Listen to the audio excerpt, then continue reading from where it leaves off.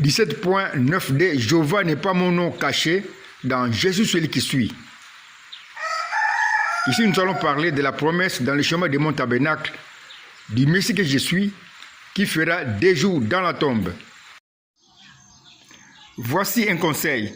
Pour voir l'image de la vidéo en grand format, veuillez zoomer ou toucher en bas de l'écran, mais à droite, le petit point en forme de croix, comme l'indique la flèche. Je répète ceci. Pour voir l'image de la vidéo en grand format, veuillez zoomer ou toucher en bas de l'écran, mais à droite, le petit point en forme de croix indiqué par la flèche. Bien sûr, tout dépend aussi de la marque du portable.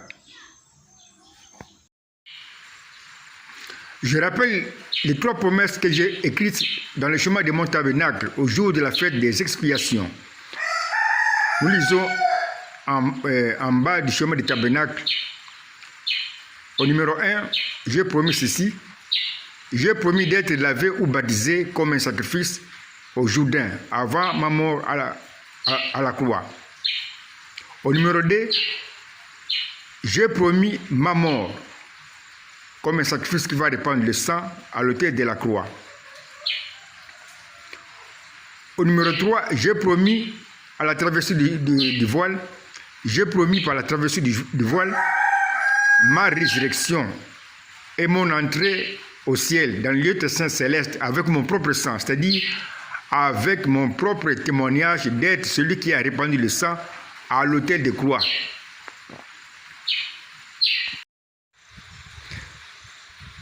Je rappelle ici après les 3 promesses que nous lisons en bas. Au numéro 1, j'ai promis mon baptême ou mon lavage dans les eaux du Jourdain, avant ma mort à la croix. Au numéro 2, j'ai promis ma mort. Au numéro 3, j'ai promis ma résurrection. J'ai donc promis, comme c'est encadré en bas, j'ai donc promis ma résurrection au numéro 3. Je répète ceci, j'ai donc promis ma résurrection au numéro 3. Comme c'est bien indiqué ici. J'ai donc promis ma résurrection au numéro 3. Le nombre de jours que je ferai dans la tombe doit donc se trouver dans le cercle dessiné en pointillé, comme le montre le dessin. Si ma résurrection aura lieu au numéro 3, alors avant le numéro 3, comme c'est indiqué dans le cercle, il y aura le nombre de jours que je ferai dans la tombe. J'ai utilisé la loi du réel et du spirituel que je t'ai enseigné pour écrire dans le chemin de mon tabernacle le nombre de jours que je ferai dans la tombe. Nous avons vu que cette loi est valable seulement pour 2 personnages qui sont mariés. Or, dans le chemin de mon tabernacle, le sacrifice était d'abord lavé dans le bassin d'eau avant d'aller mourir à l'autel. Le sacrifice lavé faisait donc un mouvement prophétique que nous avons présenté par une flèche comme ci-après. Nous voyons un dessin qui montre le mouvement du sacrifice lavé. Nous avons la flèche du mouvement du sacrifice lavé. Cette flèche a le bassin d'eau comme départ et l'autel comme arrivée, comme le montre le dessin ci-après. Nous avons un dessin qui montre que la flèche part du bassin d'eau et arrive à l'autel de sang. Nous avons aussi un mariage spirituel. Ces beaux dessins montrent bien que la même flèche du mouvement est devenue un signe de liaison ou le passé signe de l'unité qui unit le bassin d'eau et l'autel comme si après dans un mariage spirituel. Nous avons ici un mariage qui montre l'unité du bassin d'eau et de l'autel de sang. Nous avons trouvé un mariage spirituel dans lequel nous pouvons utiliser ou appliquer la loi du réel et du spirituel qui dit ceci. Quand 2 personnages sont mariés, comme ici le bassin d'eau et l'autel, ce qui arrive réellement à l'un doit, je dis bien doit, aussi arriver à l'autre, mais spirituellement.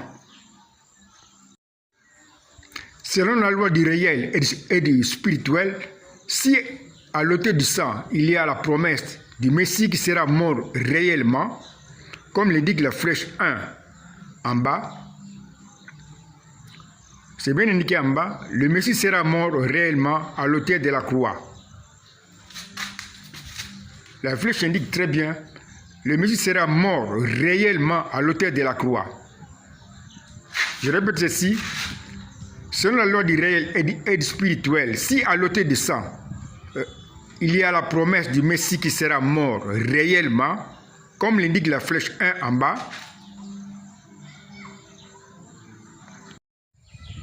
alors on doit avoir aussi au bassin d'eau la même promesse du Messie qui sera mort, mais spirituellement, comme l'indique la flèche 2 en bas. La flèche 2 indique en bas, le Messie sera mort spirituellement dans les Jourdain, dans les eaux du Jourdain. Si à droite, on a la promesse en bas du Messie qui sera mort réellement à l'autel de la croix, à gauche, avec la flèche numéro 2, nous avons la promesse du Messie qui sera mort spirituellement dans les Jourdain. Nous pouvons maintenant compléter notre schéma de prophétie, mais que nous lisons en bas. Nous lisons en bas, le Messie qui sera mort spirituellement dans les eaux du Jourdain sera le Messie qui sera mort réellement à l'autel de la croix. Donc, le Messie que je suis sera mort des jours. Alors je vais ressusciter au 3e jour. C'est pourquoi je disais que je vais ressusciter le 3e jour. Les Juifs que j'avais d'abord aveuglés ne pouvaient pas. Ils ne pouvaient comprendre qu'ils étaient devant l'auteur même de la Bible, qui avait déjà annoncé dans le chemin de mon tabernacle, comme je viens de le démontrer, qu'il sera mort des jours. Tu es heureux, mon chéri 4 bâtonnets, d'être le premier à connaître ceci, comme tu seras aussi le premier au monde à présenter au public l'interprétation de Jésus celui qui suit. Sois donc petit avec ces choses, parce que je résiste aux orgueilleux et fais grâce aux humbles. Nous pouvons indiquer dans le chemin de mon tabernacle les 2 jours de ma mort. Nous lisons au numéro 1 la promesse de ma mort spirituelle. Au numéro 2, j'ai promis ma mort réelle. Au numéro 3, j'ai promis ma résurrection. Au premier jour, je serai mort. Je peux me représenter couché au bassin d'eau, au parvis, comme l'indique le schéma en bas. Nous voyons en bas, dans le bassin, au-dessus du bassin d'eau, Christ qui est couché.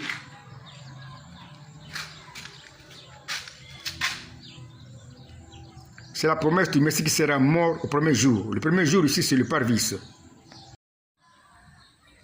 Nous pouvons aussi indiquer dans le chemin de mon tabernacle le 2e jour de ma mort. Comme le montre le chemin du tabernacle, nous lisons en bas, chaque numéro.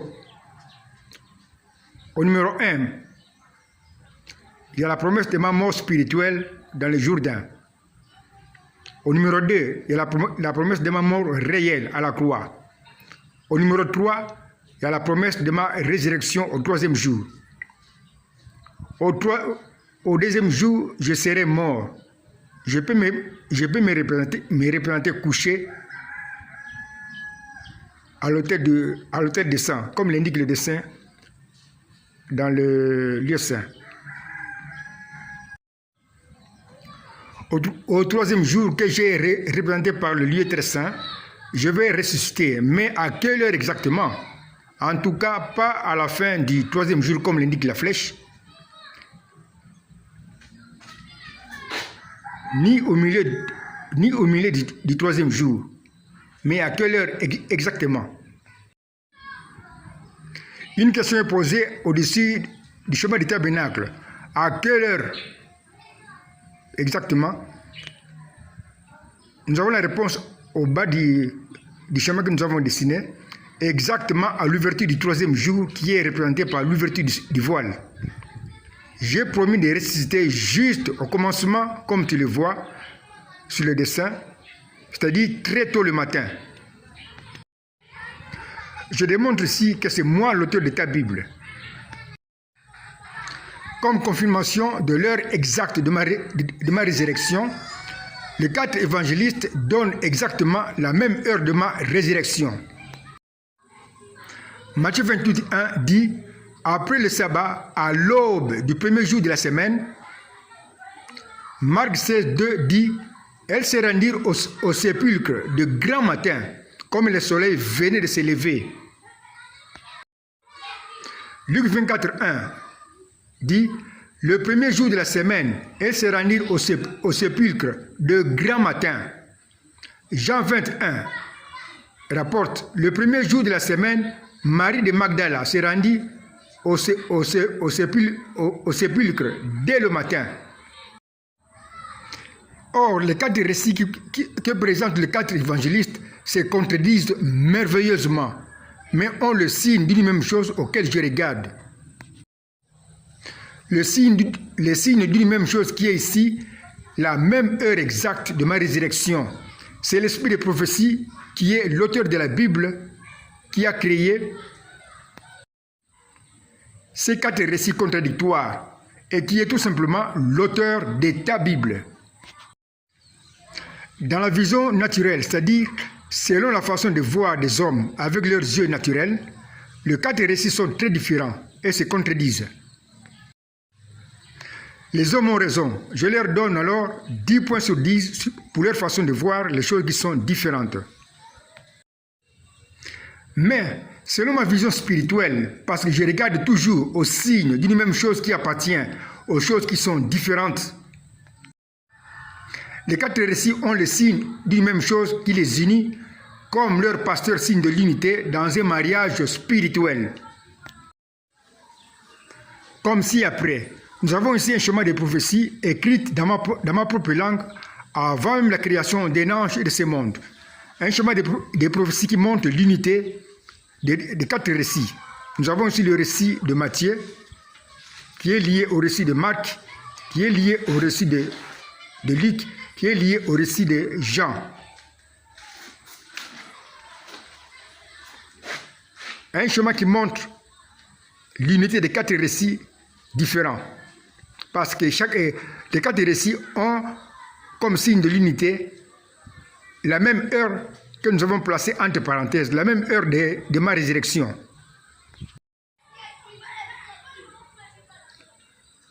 Voici alors notre schéma de prophétie que nous pouvons lire en bas. Nous lisons le schéma de prophétie, le récit de Matthieu, le récit de Marc, le récit de Luc et le récit de Jean sont spirituellement un. C'est-à-dire un seul et même récit d'après le signe d'une même chose qui les unit, la même heure exacte de ma résurrection. Naturellement, les 4 récits sont bien différents, mais spirituellement, c'est-à-dire d'après le signe de la même heure exacte qui les unit, ces quatre récits sont un seul et même récit. Ceci veut dire que les 4 évangélistes n'avaient pas écrit ces récits. Ils n'ont fait que réécrire par inspiration ce que j'avais déjà écrit dans ma pensée avant de créer un ange et ce monde. La suite, dans la vidéo 17.9e, Jéhovah n'est pas mon nom caché dans Je suis celui qui suis.